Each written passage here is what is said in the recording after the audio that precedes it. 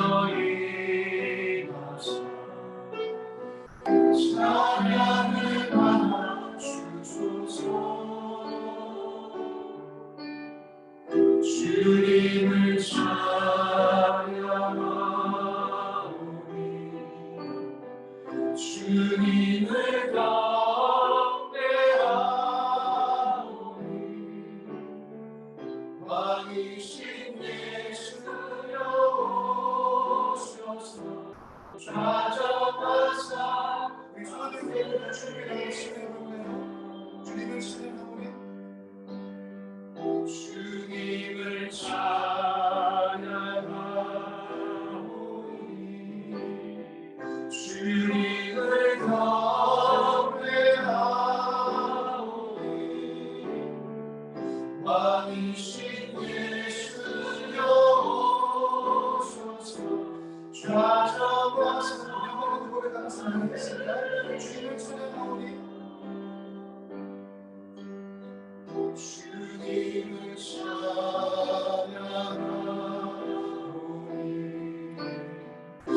주님을 경배하노니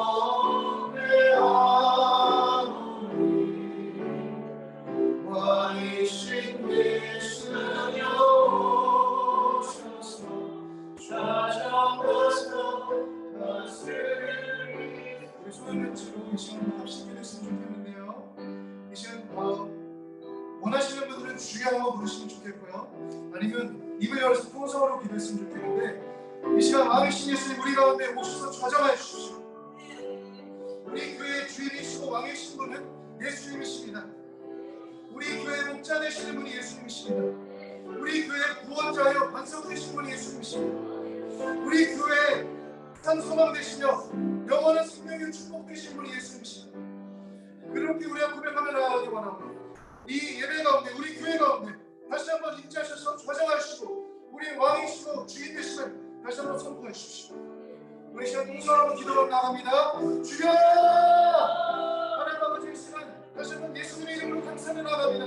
예수님 이곳 가운데 왕으로 구원자로 우리의 주인으로 다시 한번 임재해 주십시오.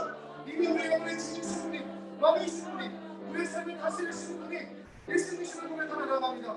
왕이신 주님, 우리 구원자이신 주님, 우리 주인이시고 우리 하나님이신 주님, 하나님으로서 십자가에서 우리를 죽으시고 부활하신 주님, 다시 한번 이곳 가운데 주님께서 왕으로 임재하시기 기도합니다. 우리 교회의 주인이시며 왕이시며 소망되시며 우리 영원 생명과 구원이시며 우리 축복되시며 우리이신 분이 예수님이시며 다시 한번 고백하며 나갑니다.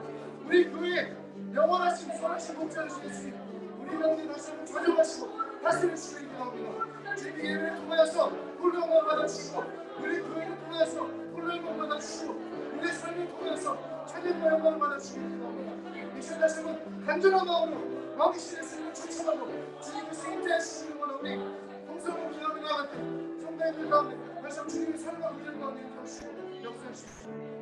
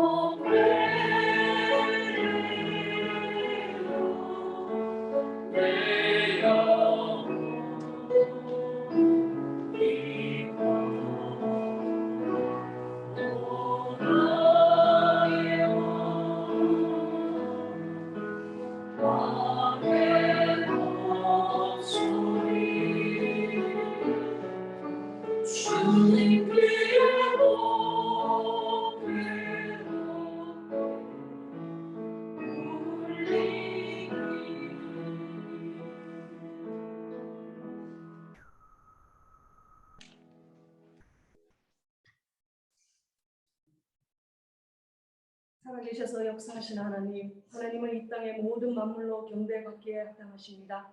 하나님만이 모든 영광이 되셔서 주님만의 찬양을 받으시옵소서. 우리에게 은혜를 주셔서 하나님을 예배하는 자리로 나오게 하시니 감사합니다.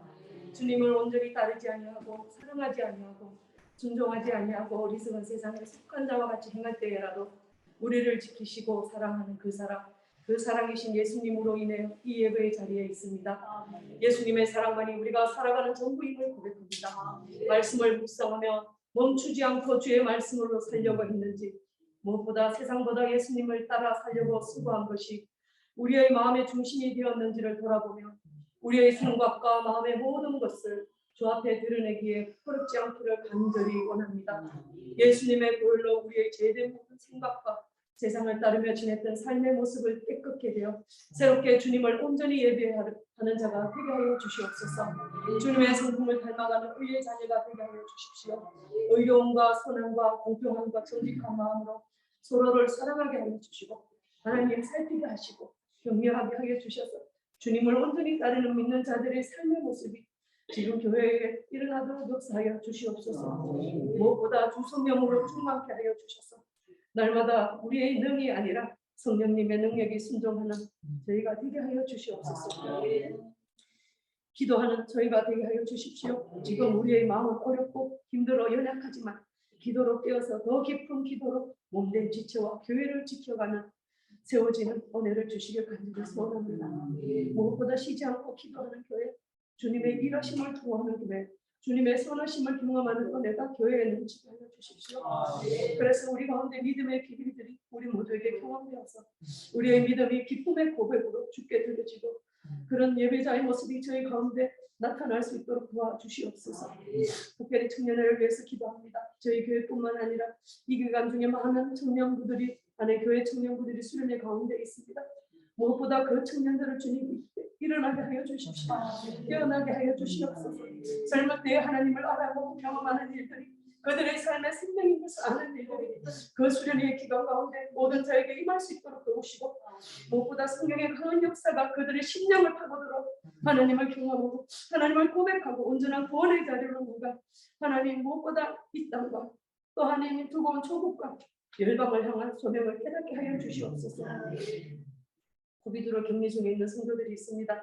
고통으로 힘들고 또 지쳐있는 그들에게 찾아가 주셔서 여호와 라파 하나님으로 임하여 주시옵소서. 오늘 또 박순우 목사님을 통해 말씀을 선포하실 때에 하나님을 알아가는 것이 더 풍성해지게 하시고 또 우리를 돌아보는 은혜가 넘치게 하여 주시옵소서. 저에게 주신 물질을 주님을 향한 고백으로 드립니다. 부족하지만 이 물질이 주님께 주신 것을 감사하며 나의 삶을 지키시고 보호하시는 주님을 기억하며 드리는 예물이 되기를 간절히 소원합니다. 무엇보다 하나님 보이지 않는 곳에서 어려운 상황에 있는 지체들을 주님이 깊은 위로하여 주시고 또 풍성하게 베푸실 하나님을 기대하며 앞으로 행하실 그 하나님을 기대하며 온전한 마음으로 참으로 재물이 아니더라도 마음으로 중심으로 주님께 드리는 그런 심령이 되기를 간절히 소원합니다. 또 집에서 온라인 예배로 드리는 우리의 많은 지체들을 기억하여 주십시오. 하나님 보이지 않는 곳에 있지만 우리가 보는 것 같이 함께 예배하게 하시고 하나님을 기쁘시게 하는 예배로 저희들이 연합하게 하여 주시옵소서. 오늘의 예배를 주님만 영광 받으시고 저희에게는 기쁨과 소망이 풍성한 예배가 되기를 간절히 소원합니다. 감사하며 살아계시고 역사하시고 앞으로 오실 예수 그리스도 이름으로 기도합니다.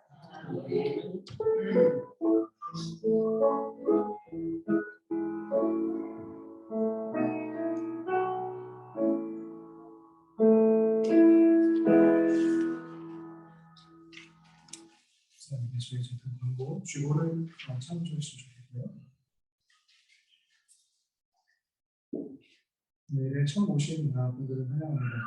잠깐 특별히 이렇게 소개를 많이 하지는 않겠지만 허락을 아직 받지 않았기 때문에 멜번에서 금원사님 손자 앞에서 손자와 이제 손자 아버님 그래서 오셨는데 혹시 잠깐 일어나서 인사해 주시면 괜찮을까요? 네.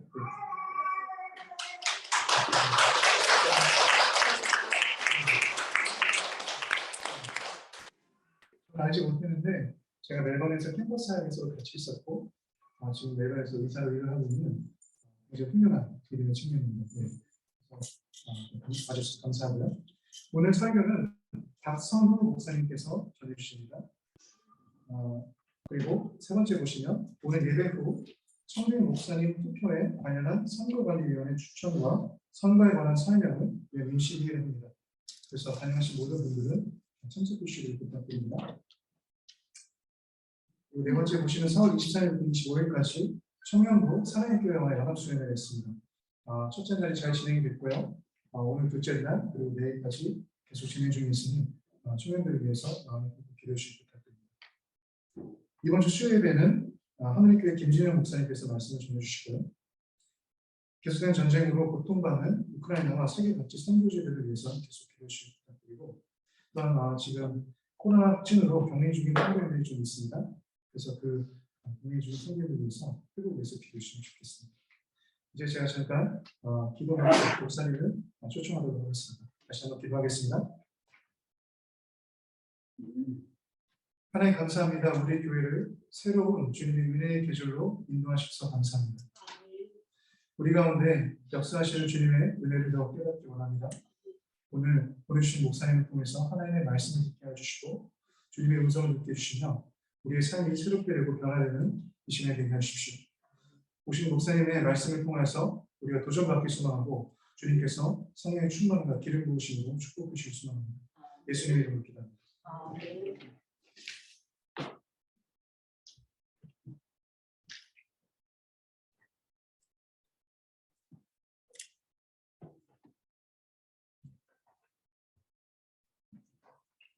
맞습니다. 하나님 말씀을 먼저 읽겠습니다. 창세기 32장입니다. 창세기 32장 24절에서 32절까지 공부하도록 하겠습니다. 창세기 32장 24절입니다.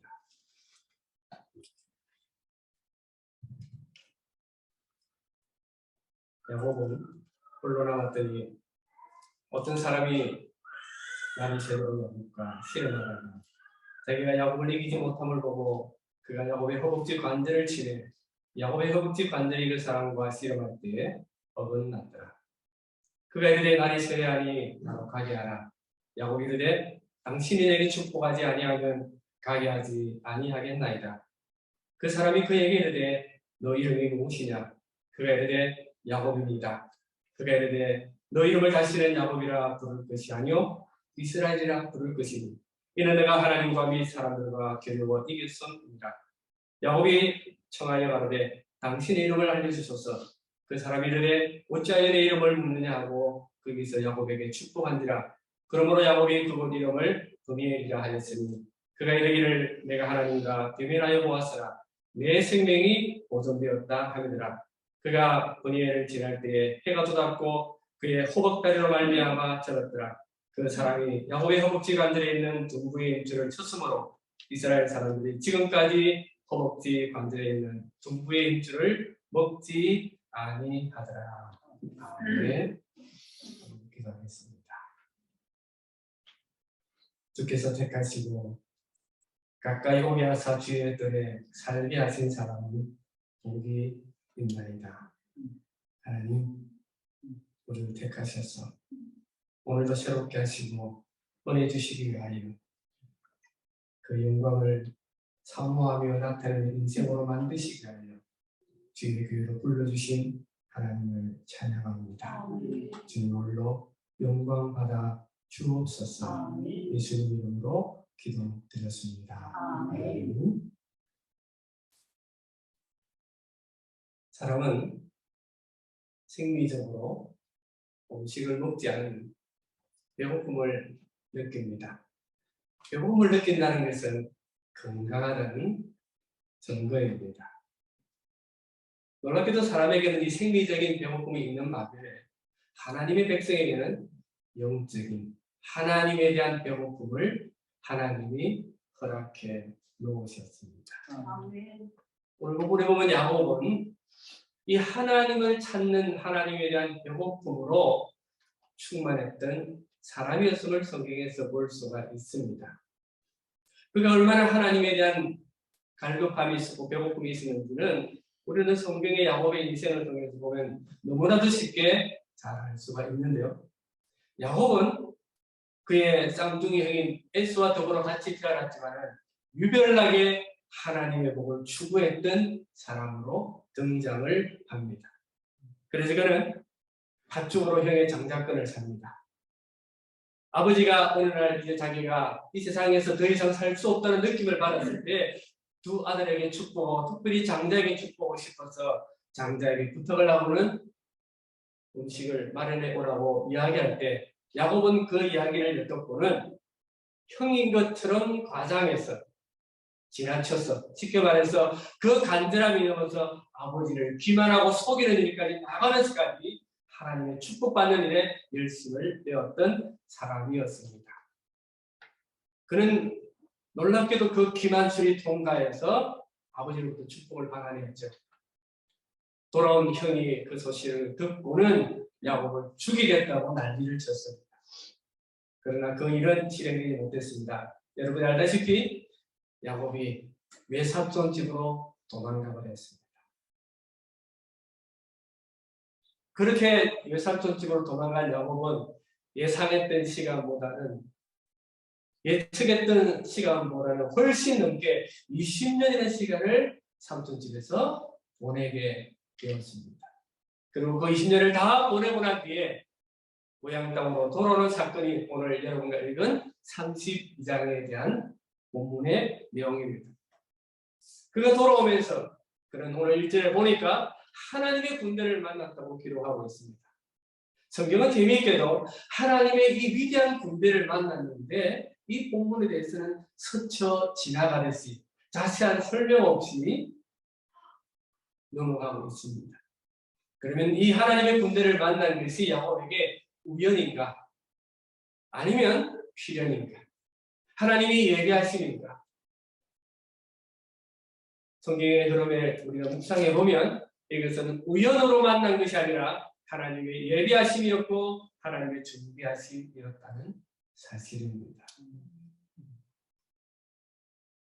왜 하나님은 이들을 준비해 놓으셨을까요? 이유는 두 가지가 있습니다. 첫 번째가 야곱을 환영한다는 의미입니다. 너 고생했어. 너 많이 오래 참았어. 너 훌륭해. 하나님께서 그 야곱을 환영한다는 의미로 하나님의 군대를 도중에서 만나게 하셨습니다. 두 번째 의미가 있습니다. 두 번째 의미는 너는 너의 가는 길에 나 여호와가 보호자가 되어주겠다는 의미라는 사실입니다. 앞으로의 너의 삶도 나와는 무관하거나 너의 삶이 나와는 동떨어진 인생이 결코 될 수 없다는 것을 하나님의 군대를 만나고 야곱의 가슴속에 새겨주시고 원했던 하나님의 마음이라는 것입니다. 여러분 오늘 여기까지 오는데 우여곡절이 있었을 것입니다. 어떤 분은 즐거운 마음으로, 어떤 분은 갈등으로 오늘 예배당에 왔습니다.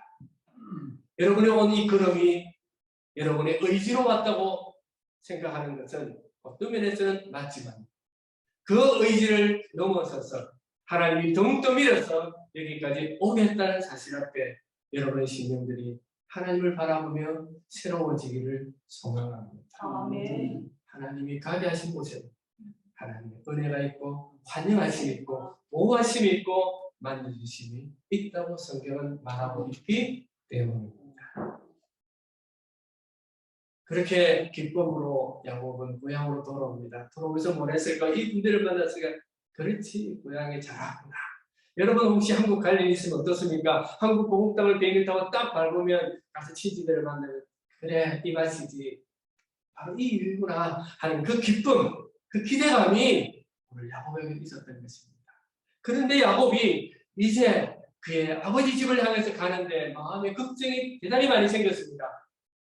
도저히 이 문제가 자기를 억눌러서 견딜 수가 없는 고통이 자기에게 있다는 사실을 느꼈는데 바로 그것이 무엇이었을까요? 바로 흉계스입니다. 여러분 세월이 20년 지났습니다. 우리말에 10년이면 강산이 변하는데 강산이 두 번 바뀌었습니다.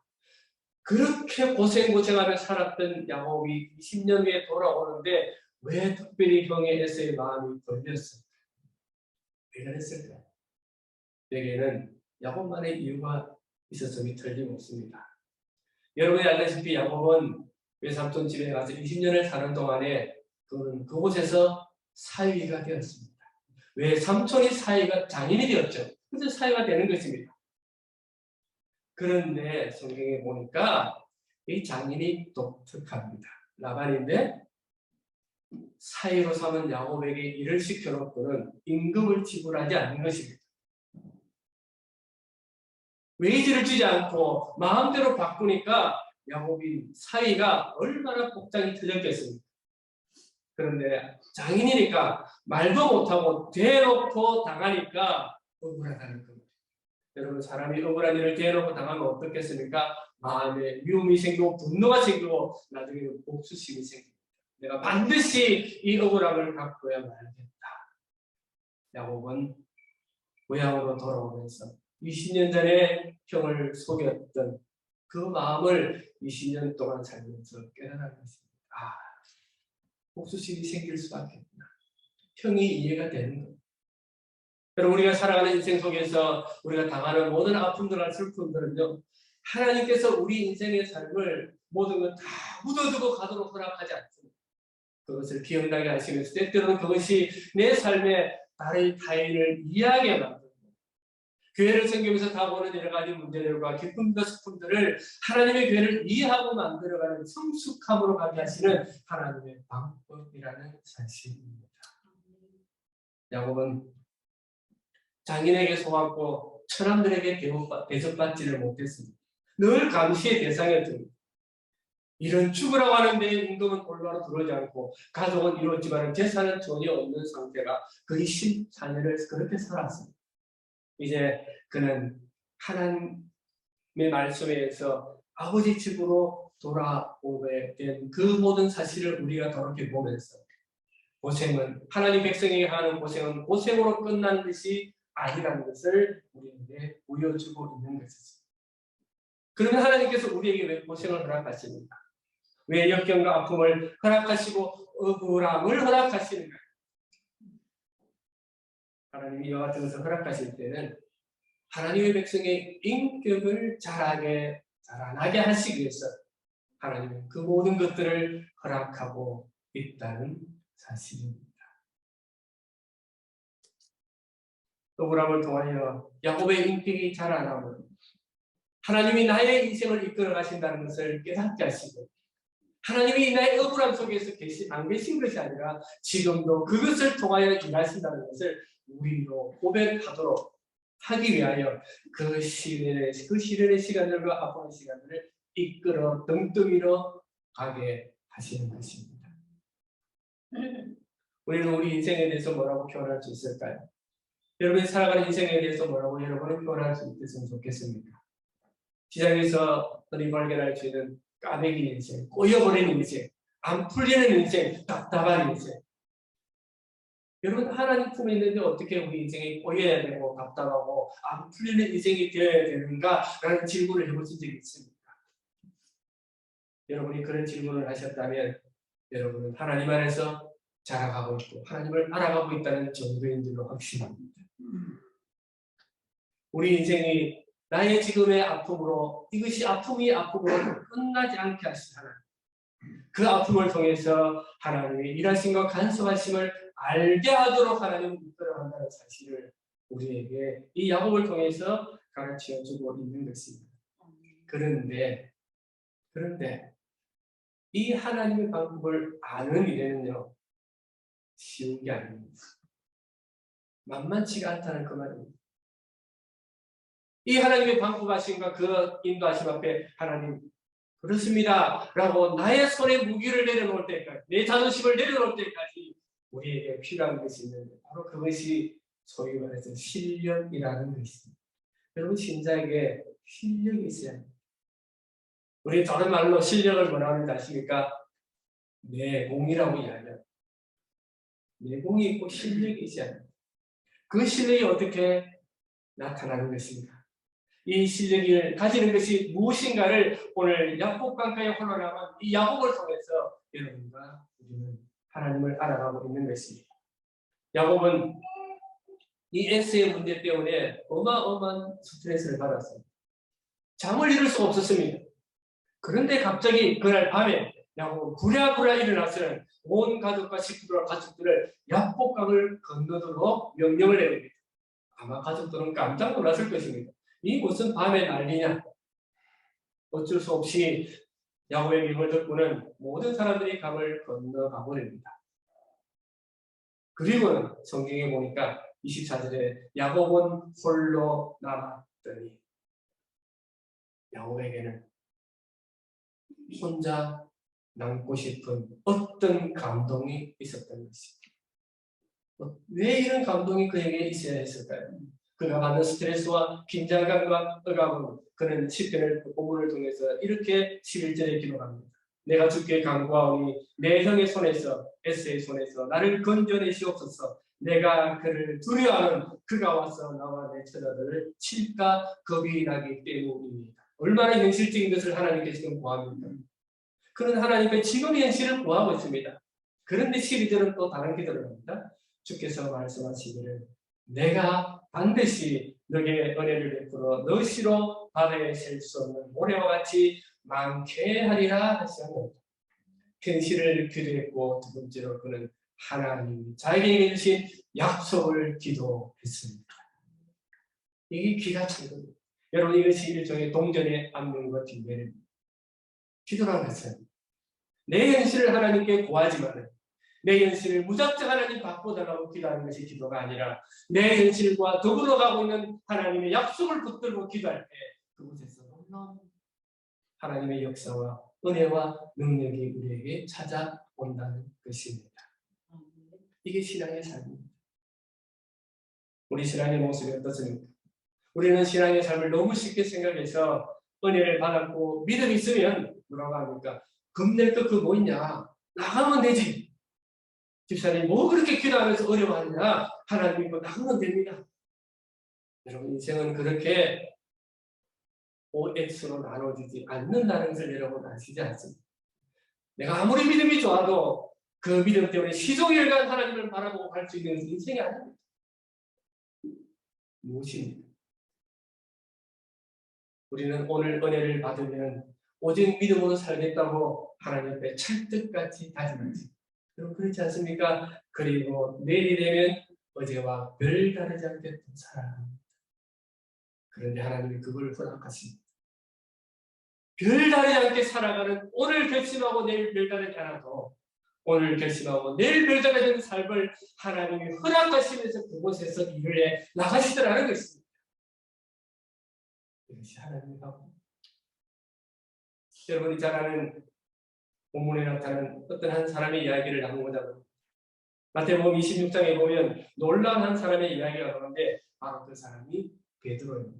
여러분 베드로는 여러분 아시죠? 예수님의 12시 저녁에 수석이라고 인정을 받는 베드로인데 어떻게 그가 주님 앞에서 고백했는지를 한번 잘 들어보시기 바랍니다. 베드로서 마태복음 26장 31절입니다. 그때 예수께서 제자들에게 이르시되 오늘 밤에 너희가 나를 다 버리라. 기록된 바 내가 목자를 치르니 양의 떼가 흩어지리라 하였느니라. 그러나 내가 살아난 후에 너희보다 먼저 갈릴리로 가리라 라고 주님 말씀하셨어요. 이 말을 딱 듣고는 베드로가 놀랍게 신속하게 재치 있게 답을 하죠. 베드로가 대답하여 이르되 모든 주를 버릴지라도 나는 결코 버리지 않겠나이다. 예수께서 이르시되 내가 진실로 내게 이르노니 오늘 밤 다 오기 전에 너가 세 번 나를 부인하리라. 베드로가 이르되 내가 주와 함께 죽을지언정 주를 부인하지 않겠나이다 하고 모든 제자도 그와 같이 말합니다. 멋진 베드로의 고백이고 장담입니다. 그런데 베드로가 어땠습니까?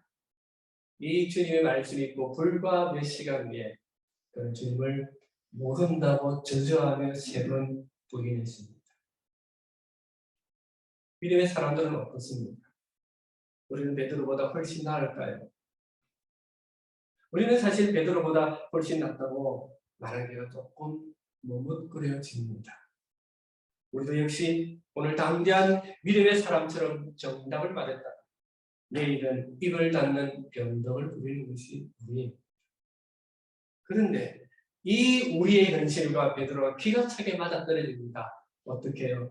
베드로가 그렇게 주님을 부인했는데 주님은 그를 버리지 않고 오순절에 성령으로 그를 다시 놀랍게 채우시고 쓰셨지 않습니까?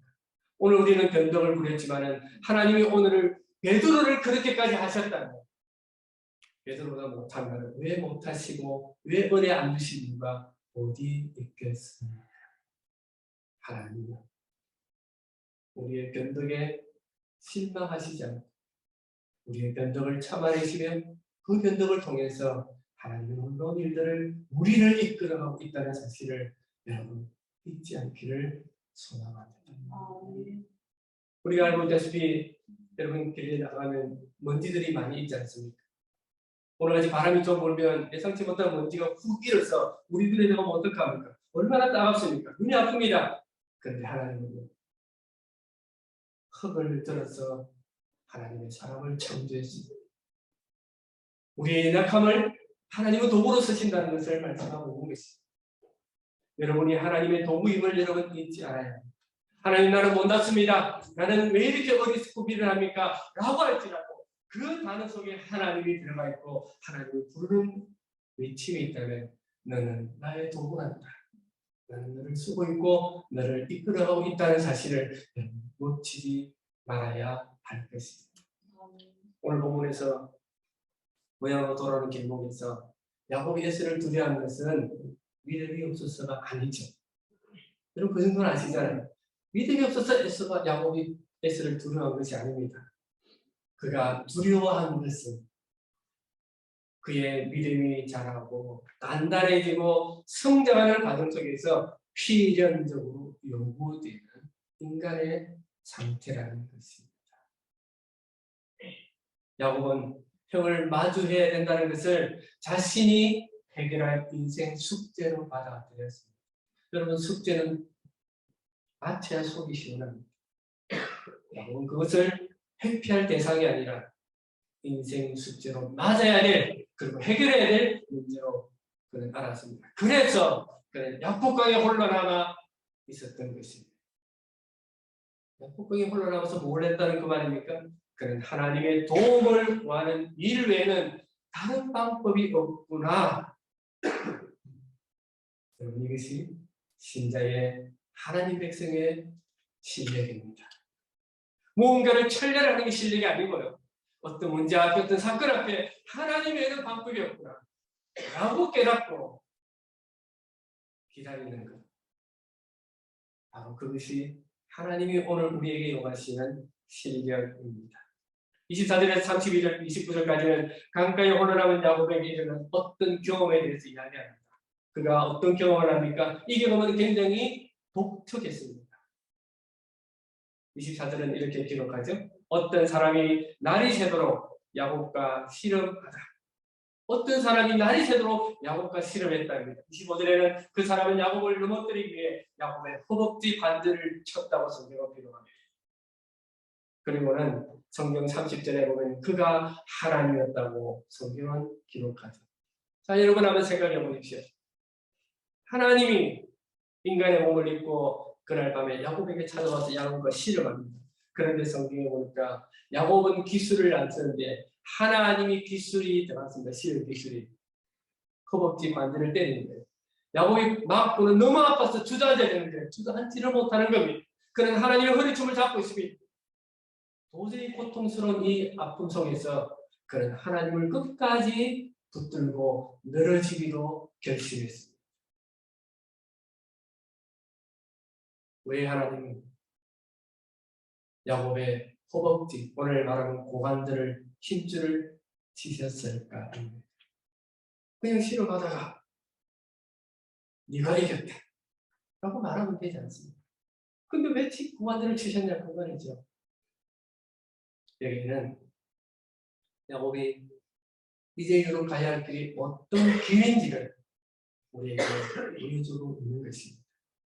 야곱은 자신이 가야 할 길이 편하고 문제없이 갈 수 있는 삶의 길이 아니라 절뚝거리며 아파하면서도 가야 하는 신앙 인생 길이라는 것을 깨닫게 하는 것입니다.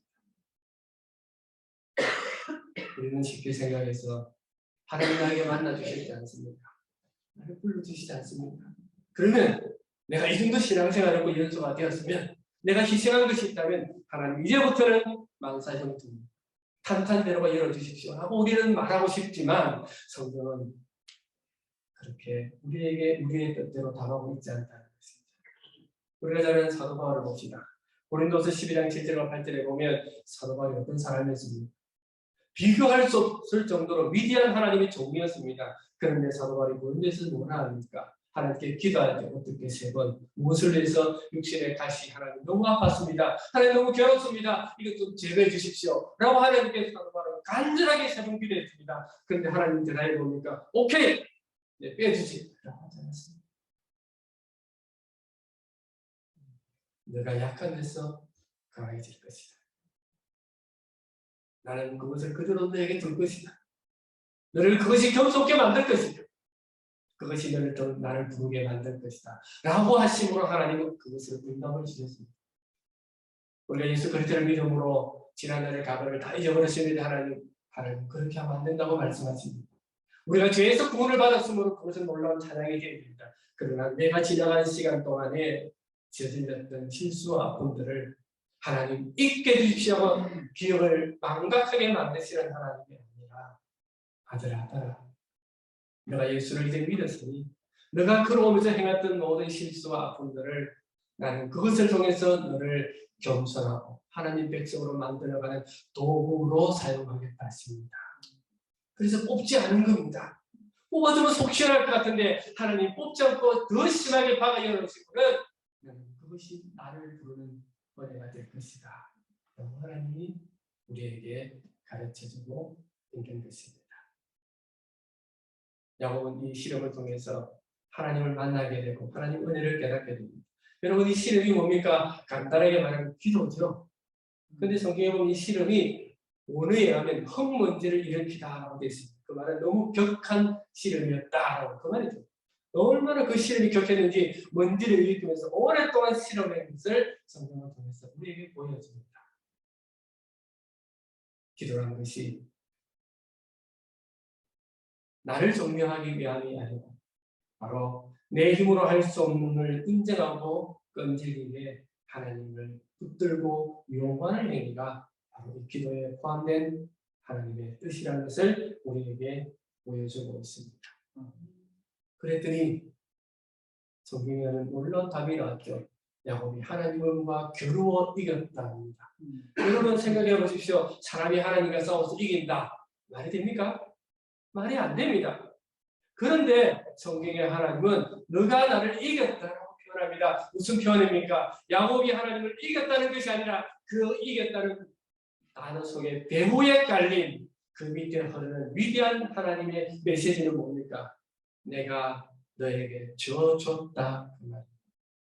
하나님이 야곱에게 져줬다는 것입니다. 왜 하나님이 야곱에게 져주십니까? 하나님께서 내 인생을 붙들고 계시다는 자신감을 주기 위해서 내가 너에게 져준다라고 표현한 것입니다.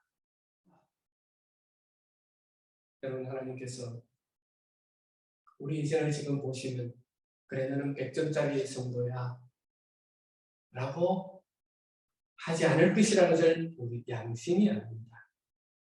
그러면 그 양심이 볼 때 내 양심이 그걸 인정하는데 왜 그럼 오늘 우리는 이렇게 오늘 여기에 존재하는 백성으로 나와 있는가? 내가 너를 붙들고 있다. 나는 너를 통해서 영광받기를 창세전부터 계획했단다. 그러니 일어나라.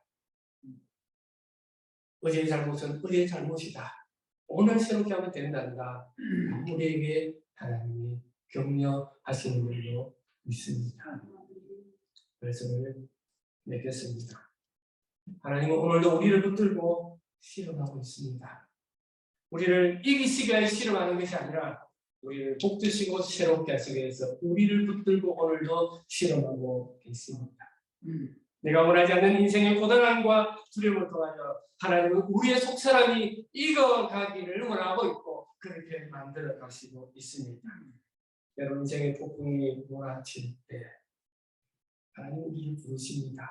우리에게 지금 고향 이름 아무의 아들아 아무의 딸아 그렇게 하나님 부르시면서 우리에게 손 내미시면 뭐라 합니까?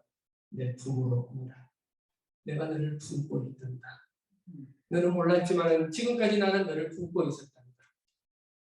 그 상황 속에서 내가 너에게 고통을 허락하는 것은 아픔을 허락하는 것은 내가 너를 품고 있다는 것을 내가 너에게 가르쳐주기 위해서 그것을 내가 일시적으로 허락했단다. 그러니 내 사랑하는 아들 딸아 다른 사람이 너를 뭐라고 부르는 것에 관심 두지 말고 너는 내 것이다. 너는 내 아들이다. 너는 내 딸이다. 나는 이 놀라운 하나님의 음성을 붙들고 살아가시는 복된 여러분 되시기를 주의 이름으로 축원합니다. 아멘. 기도하겠습니다.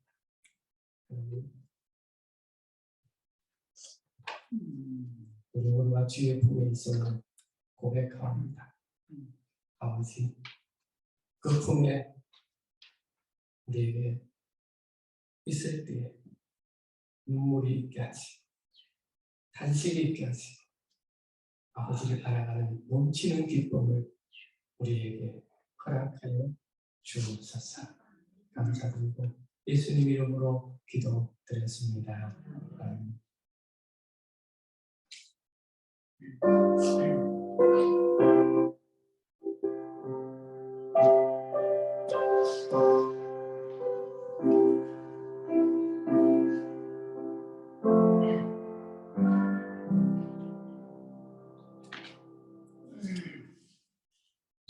예배가 마쳤고요.